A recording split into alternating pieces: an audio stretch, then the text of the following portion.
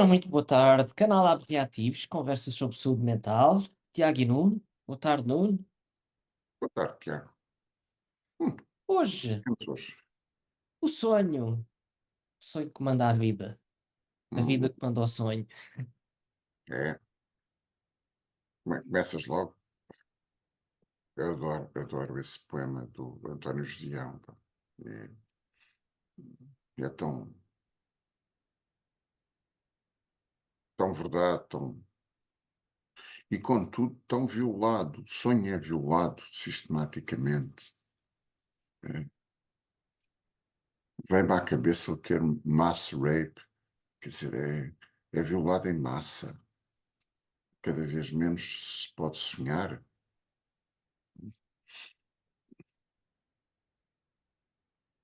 Hum, O que é que cada vez menos se pode sonhar? Ah, que amputação é esta que existe nesta, na vida onírica? Pá, eu estou a ver é que acabo sempre por ir parar ao mesmo sítio. Já aparece os fulanos que, bem, enfim, os fulanos já meio chechés, só falam sempre do mesmo tema, da guerra de 14-18, quando eu estava na guerra de 14-18. Mas, epá, eu acho que quando a égide da necessidade, quando a pessoa tem que agir para comer, tem que agir para se manter vivo, hum, fica com menos disponibilidade de energia, de tempo, de espaço mental, para o sonho. Refiro-me ao sonho acordado e ao sonho durante o sono. São duas coisas, eu ia dizer diferentes, se calhar não são tão diferentes quanto isso. Ah, mas eu acho que a égide da necessidade ah, bestializa-nos. Ah, ficamos ali a suprir as necessidades do tubo digestivo, as necessidades do aparelho urinário, as necessidades do aparelho respiratório, e não há muito mais. Então é Ficamos por maquinizados. é, é. Olha, mais do que bestializados, maquinizados, é. Porque os nossos animais domésticos sonham, é. E também têm o seu sonho acordado, têm as suas coisas de que gostam. Para lá, às vezes, mas os nossos bichinhos domésticos só se preocupam ter uíscas ou ter petisco bom. Não é bem assim. Há alguns que entre o uíscas e estarem com uma pessoa de quem gostam, se não tiverem muita fome, preferem estar ao pé da pessoa de quem gostam. Eh, fazem É verdade. escolhas, sonham com essa pessoa. Nós costumamos falar sempre daquele pensador checo, eh, famoso, pá, do início do final do século XIX. Eh, Freud, no início, que fazia hipnose aos seus pacientes, mas começou a perceber que a hipnose não funcionava lá muito bem, por várias razões, super não é relevante. E uma das coisas que ele se apercebeu é que os sonhos, durante o sono, que os pacientes lhe descreviam, tinham um significado. Podia entrever-se algo do funcionamento mental inconsciente das pessoas através dos seus sonhos. E aí nasceu a análise dos sonhos, que, que às vezes é pensada, então, acho que também um bocado alimentada por algum jornalixo que por aí anda, de que há uma tabela que o fulano, quando sonha com a água, está a sonhar com a mãe, quando sonha com objetos cilíndricos, está a sonhar com pénis, enfim, e por aí adiante. Não é nada disso. Embora haja associações simbólicas comuns, Uhum. mas o significado inconsciente do sonho é circunstancial e é individual.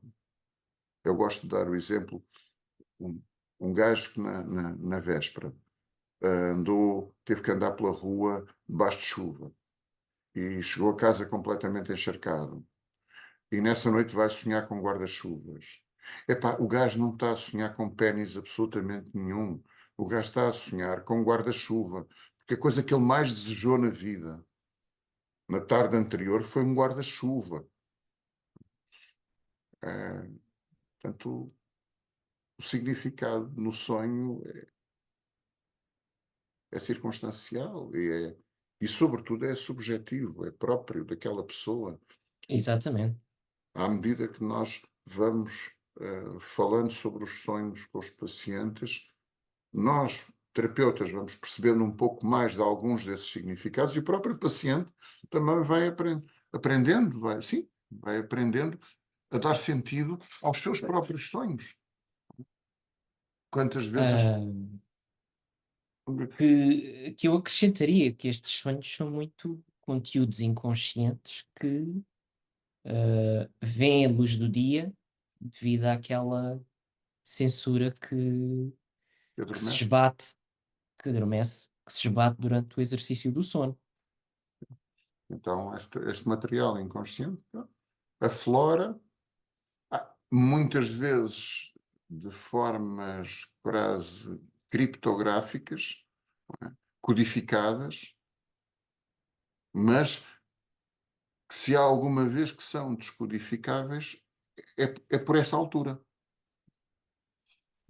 Quantas vezes as pessoas não dizem, só têm uns sonhos parvos, são umas coisas parvas, porque o conteúdo explícito não é,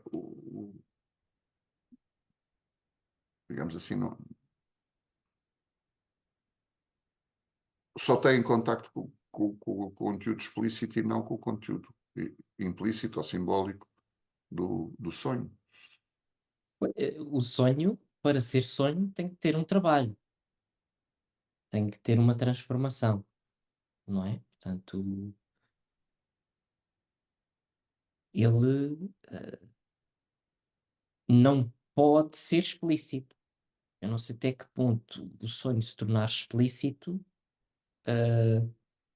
se torna um antissonho e promove o despertar violento da pessoa. Poderíamos falar do pesadelo nesse sentido? Também o sonho pode ser a expressão do desejo. ah, Direto e não elaborado, diria eu. Tá? Não se pode dizer isto, também não se pode dizer aquilo. Hum. Isto sou eu aqui a censurar uma série de sonhos que poderíamos falar. Olha, lá está. Tu disseste para eu não falar da data, mas eu não consigo. Pá, é mais do que eu próprio. Pá, podes sonhar que estás no restaurante de Alice a comer um delicioso almoço ali ao pé de Fátima, pura e simplesmente porque realmente se come lá muito bem. E é só isso, não tem mais elaboração nenhuma. Ou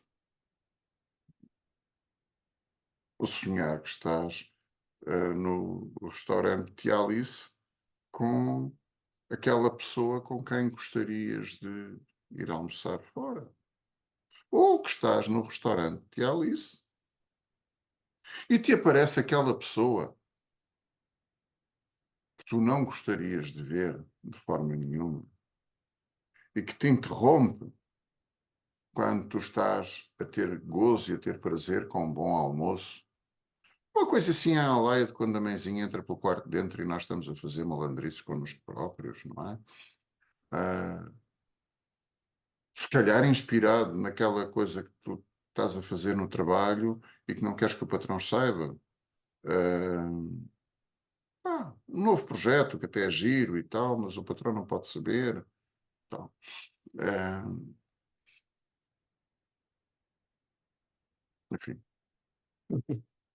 Eh, eu acho que há aqui, pronto, falaste de sonhos, acordados, sonho acordado, devaneio, não é? E o sonho a dormir, portanto, e a sua intimidade com o sono, ah, muito ligados à expressão do desejo, mas o certo é que, por exemplo, nas perturbações do sono, as pessoas muitas vezes trazem a queixa que os sonhos não me deixam dormir. Sim, sim. Agora, provavelmente porque têm uma vida psíquica bastante tumultuada, mas que durante a vigília está devidamente reprimida e contida, ao perderem os mecanismos de censura, ou baixarem os mecanismos de censura durante o sono, a ser agora dramático, saltam os demónios lá do fundo do baú e atormentam essa pessoa, não é? Ah, e que demónios são esses? Perturbando o sono. Muitas vezes é uma das queixas mais comuns numa consulta, eu diria de psiquiatria, que é a minha especialidade, mas eu creio que mesmo os médicos de medicina geral também têm muita gente a queixar-se, por e simplesmente não dorme bem, que tem despertares durante a noite, com pesadelos ou sem terem a consciência dos pesadelos, mas despertam muitas vezes durante a noite. Hum, Já agora que se fala de patologia do sono, muitas vezes as pessoas não chegam a despertar, mas também não conseguem dormir profundamente e têm um sono tumultuado que não é reparador. Uh, Muitas vezes as pessoas acabam dormindo mais horas do que aquilo que seria esperável e até dizem, não, não, não, pá, eu durmo bem, eu até durmo 10 horas por noite, ando é cansado durante o dia. Parece que não chega, pois não chega, não está a ser eficaz. O sono, o sono não é eficaz. O único objetivo do sono parece ser descansarmos. Um, Pá, e havia logo uns psicanalistas que iam dizer, então e sonhar? Amigo, para sonhar não é preciso estar a dormir. Um, Ora, se a pessoa dormindo, eu vou tirar o número para o ar, porque aí seguramente já estamos na área do, costumamos dizer patológico, algo não está a funcionar bem. Quando a pessoa dorme 10 horas e mesmo assim fica cansada, é porque o sono não é reparador, não é suficientemente reparador. Já agora, em termos muito práticos, algumas pessoas que têm sono pouco reparador até conseguem fazer amanhã, tarde, mas ao final do dia têm um cansaço extremo, porque o sono durante a noite, ainda que podendo ter 8, 10 horas, não foi suficientemente reparador. É um bom indício de que não descansamos o suficiente. Embora possamos até funcionar bem durante a manhã. Ainda não, digamos, descansamos o suficiente para conseguirmos fazer ali umas horas, mas não para fazer um dia inteiro. Pronto, mas isto são mais as queixas do sono, que são muito comuns, mas que muitas vezes entroncam. Agora vou compor a coisa em queixas do sonho e não do sono.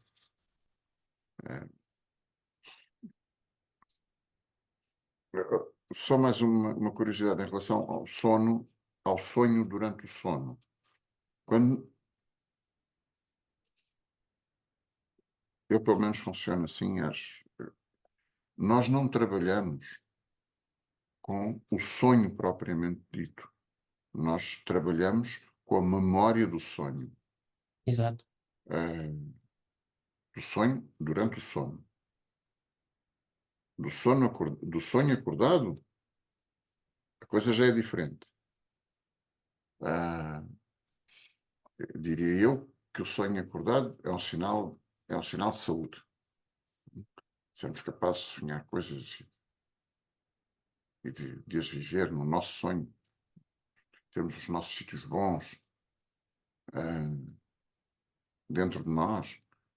É um sonho, é um sinal de saúde. Ah, mas do sonho em si, o que nós temos é a memória.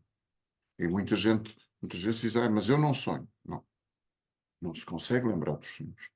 Diferente. Muito provavelmente porque reprime os conteúdos muito rapidamente. Nem chega a ter consciência deles. Ok? Já agora vou contar a história da minha vida. Uhum. Ah, quando eu fiz a minha análise, ah, em dada altura, eu fazia as sessões a seguir ao almoço. Mais ou menos por volta da hora do almoço. Mas comecei a fazer, havia um dia que eu comecei a fazer as sessões às 7h15 da manhã, que era a única hora que havia disponível, e eu aproveitei.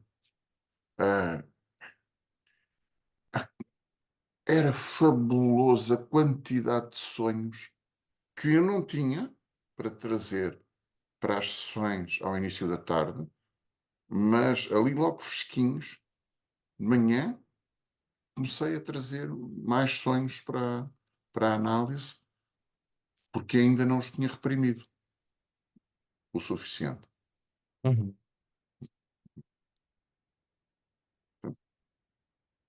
Se calhar sobre a repressão, cabe aqui. A repressão é um mecanismo inconsciente, não é voluntário. Eu não opto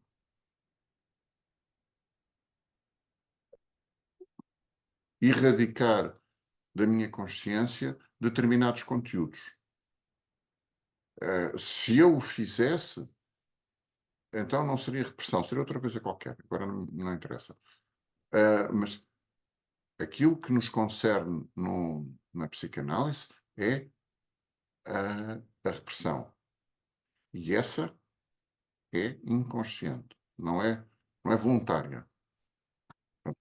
A pessoa, embora se queira às vezes lembrar dos sonhos, ou de detalhes dos sonhos, não consegue. Não depende da sua vontade. Pelo menos não depende totalmente da sua vontade. Já há assim Sim, uns truques sim. que podem fazer, que é logo ao acordar escrever os sonhos, ou gravá-los agora nos telemóveis, é mais fácil. Eh, enquanto os nossos mecanismos de censura não fazem o seu trabalho, eh, enquanto ainda nos lembramos de alguma coisa, gravamos. Depois aquilo fica, uma vez gravado, está no papel. Hum,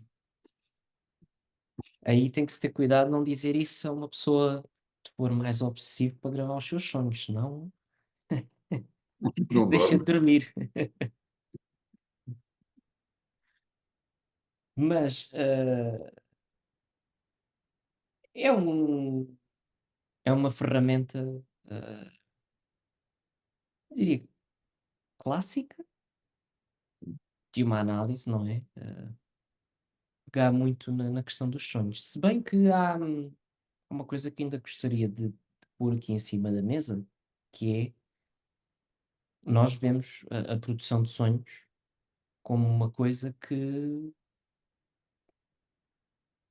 não todos os sonhos, não é? Mas ter uma vida onírica ativa como sendo sinal de saúde mental. Acho que isto é uma coisa a nível da psicanálise que é muito mais saliente. Eu até vou dar aqui o exemplo que uma coisa que se costuma dizer classicamente é que, por exemplo, o paciente psicossomático não sonha.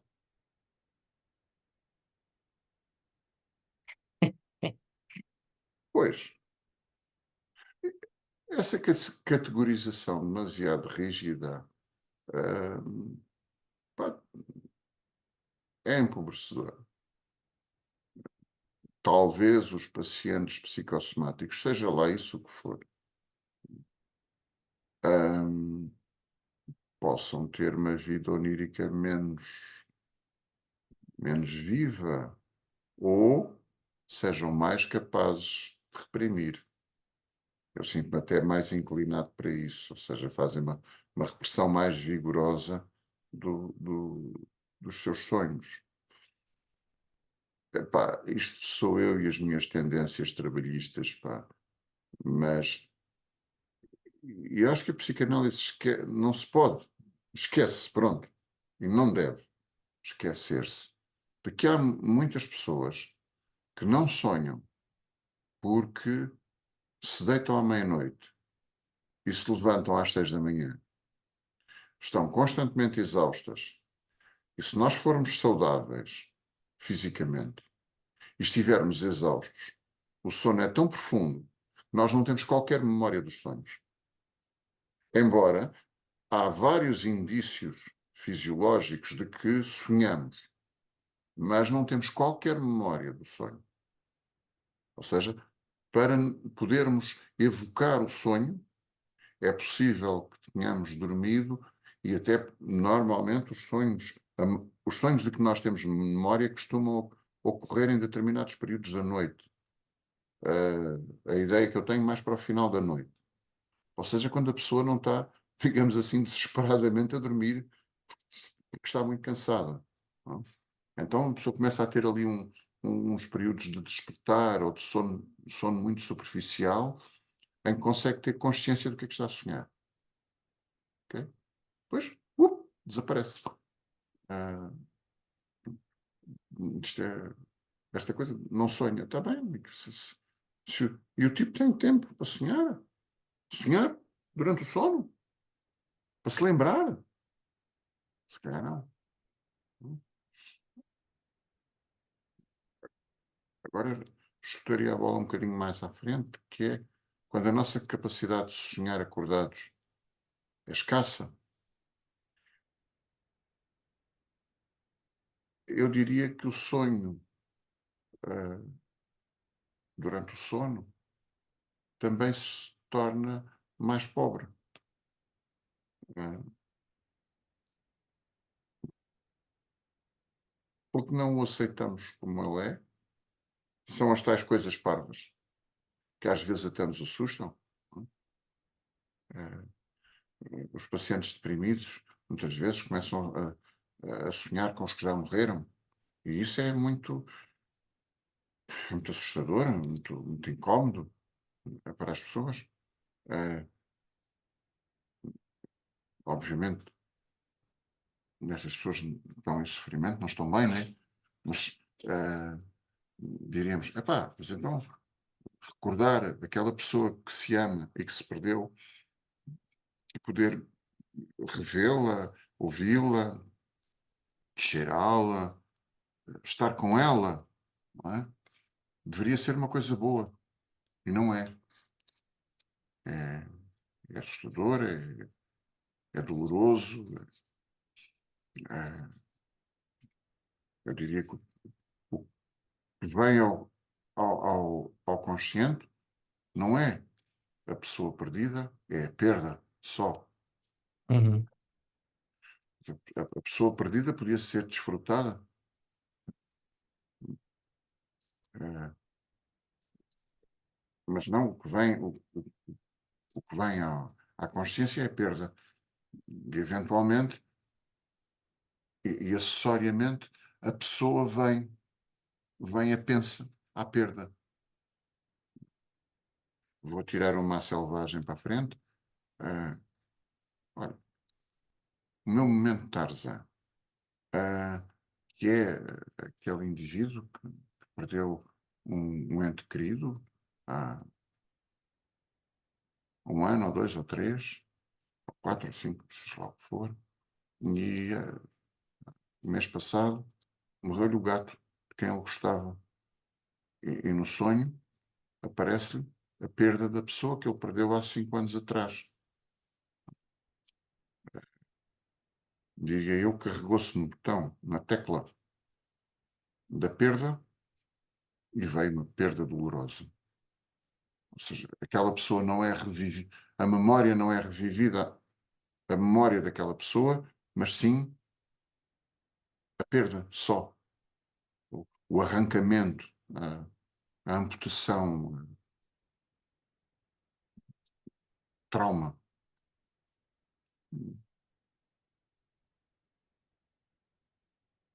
Aí como esse trauma, ou traumas, ah, são neutralizam, por assim dizer, esse campo onírico específico, não é? Essa capacidade de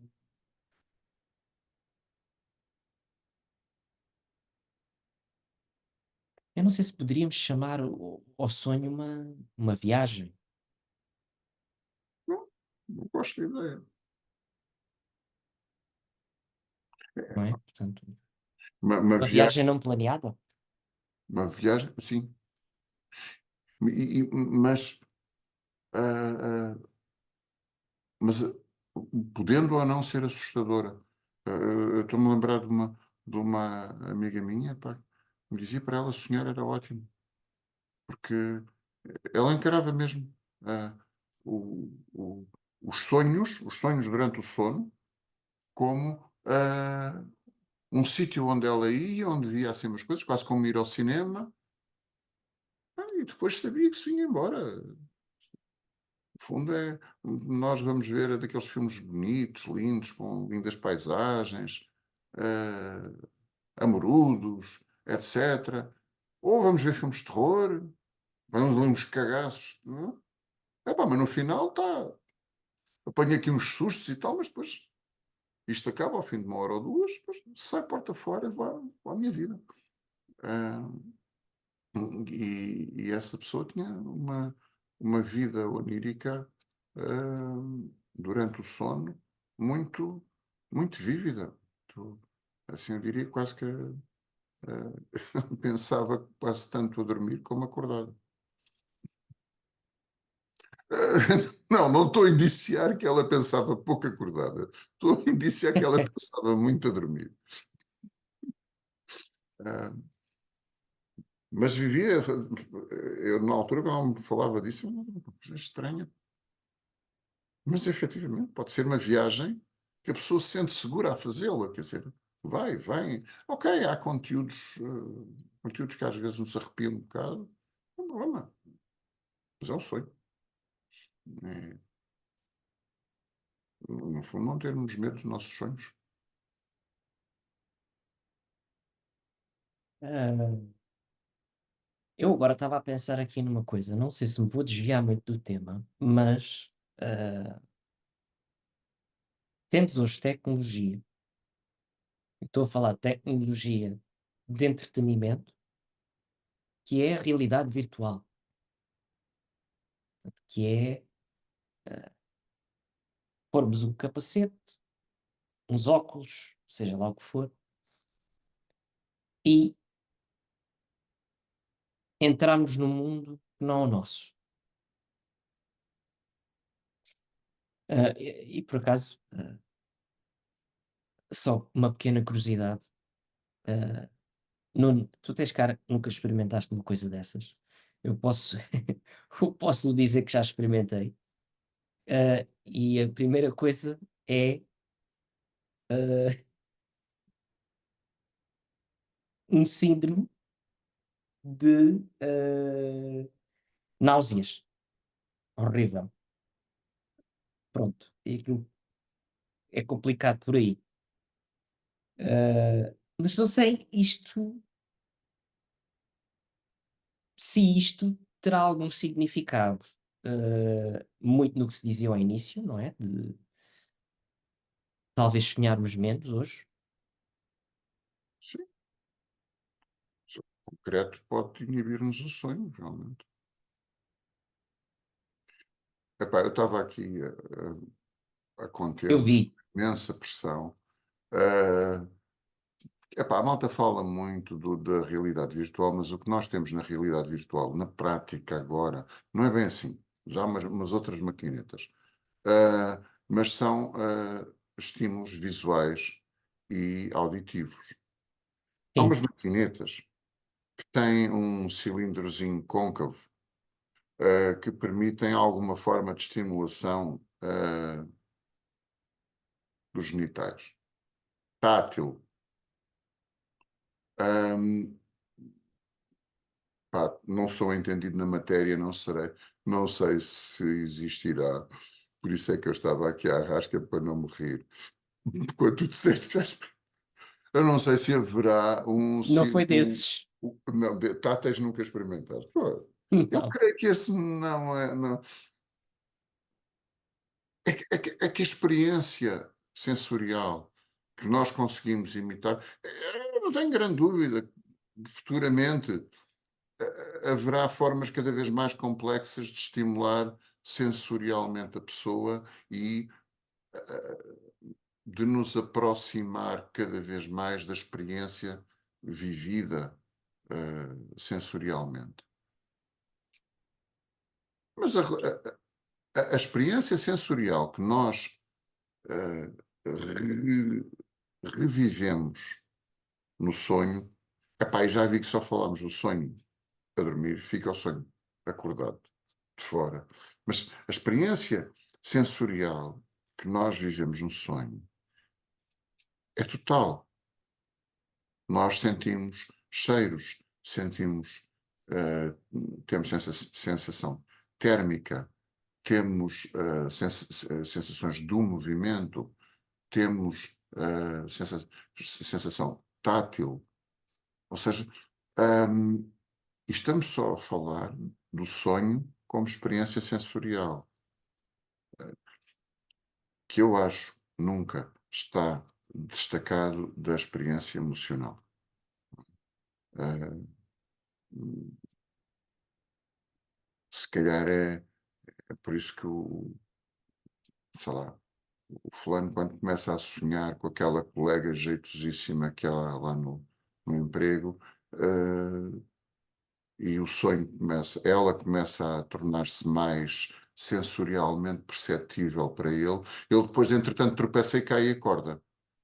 A grande porcaria todos os dias, acorda 3 ou 4 vezes por noite, pá, com sonhos terríveis, eu sei, não sei o que é, eu só sonho que estou a cair. Uhum, pois, ok. Hum,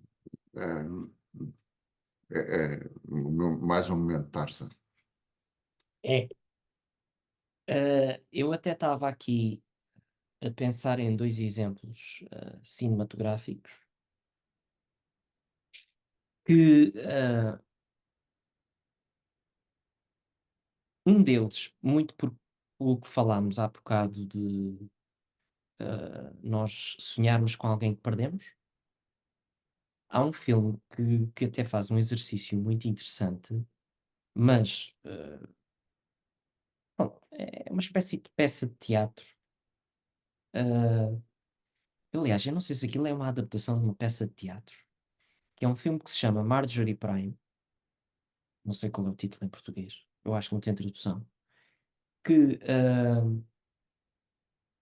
basicamente, a pessoa perdida é no portanto, é ocupada, aliás, um holograma ocupa o lugar da pessoa perdida. E esse holograma funciona com base com funciona com base com aquilo que a pessoa diz acerca da pessoa perdida. Portanto, eh, o holograma é uma representação, não sei se poderá dizer assim, do interveniente, da pessoa que criou o holograma, não é? E depois é engraçado como a história se vai desenrolando, e vão aparecendo cada vez mais hologramas, que as pessoas vão aparecendo, e no fim, o filme termina com as pessoas, os hologramas a conviverem uns com os outros. Já não há pessoas, não é? Portanto, Eu, como. O que ficou foi a ficção. Hum, Não sei. O que ficou, ocorreu-me, é uma projeção, uma máquina que materializa a projeção. a a máquina basicamente aglomerava a informação que a gente contava. Pois, que a gente projetava. Sim, Aquilo era projetado e a máquina materializava isso. sim. Num exercício interativo, não é?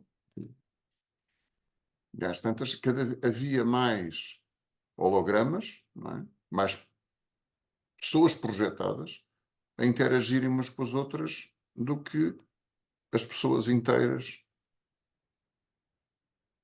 Depois eu acho que era muito também o irresistível que isso era. Que as pessoas iam crescendo e depois a impossibilidade da pessoa, de quem ficava vivo, não ver quem partiu. Portanto, será que era uma coisa eu, tu, A, B, C ou D resistiria?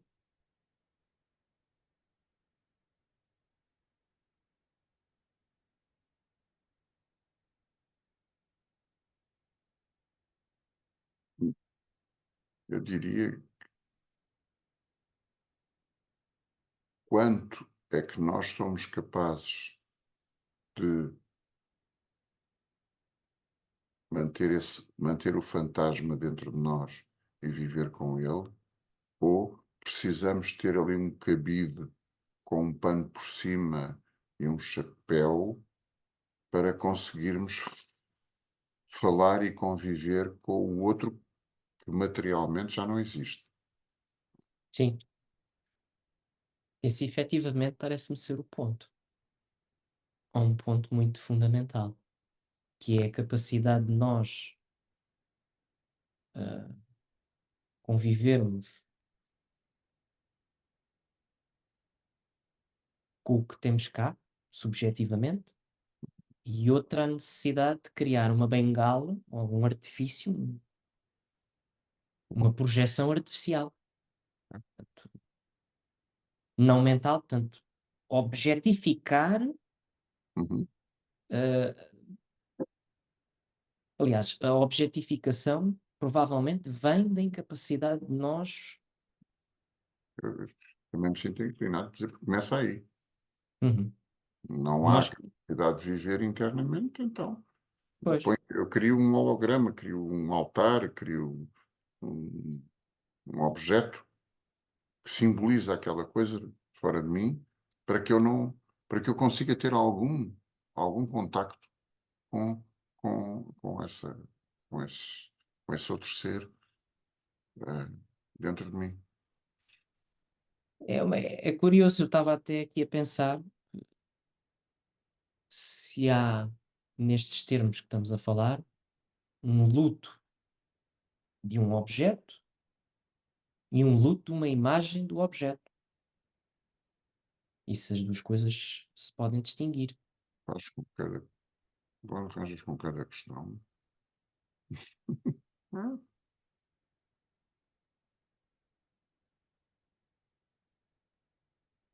O luto do objeto em si e o luto da imagem do objeto. uhum. Porque realmente essa questão de criar o altar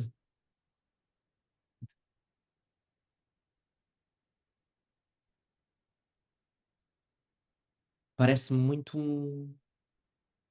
não sei, um luto de um objeto que não se consegue largar, que não parte. Sim, não se faz. Hum, É. sim, Sob enquanto que sim, sim, que a grande ameaça é que se eu fizer o luto, o objeto desaparece. Isto agora, epá, hoje o Tarzan está em alta. Mais um momento Tarzan, que é a a imaturidade de um eu que não é capaz de fazer luto, que ainda não aprendeu o processo de luto, e, portanto, está à beira do luto, à margem do luto, cheio de medo, não entra no luto, porque o grande receio é de perder definitivamente o objeto. Porque não sabendo fazer o luto, ele ainda não sabe que uma vez feito o luto, ele pode viver melhor que o objeto, ainda que perdido. Isto é um momento de Tarzan, seguramente. Mas, pronto. Bem, isto. Começámos com o sonho, passámos para o sono, e acabámos em lutos. Mas eu vou deixar o segundo exemplo cinematográfico por outra ocasião, não é? Epá, temos que falar depois do sonho acordado, que eu acho. Aliás, tu começaste pelo sonho acordado, o sonho que manda a vida, e praticamente não tocámos nada nisso. Eu acho que é um tema também muito frutuoso e Sim, bonito. o projeto, esse sonho acordado como projeto, sem dúvida. E mais Muito uma bem. vez, aquele fantasma que nos assola, do Cronos, e é a possibilidade de nós nos estendermos para a frente no tempo. Não ficarmos reduzidos ao presente e ao passado. Devemos esticar-nos para a frente, viajar, Uhum. viajar no tempo para a frente. Mas isso a gente retoma noutra altura. Muito bem. Nós ficamos por aqui, que somos os Reativos, Tiago e Nuno. Até uma próxima Tá? oportunidade. Ok, até breve.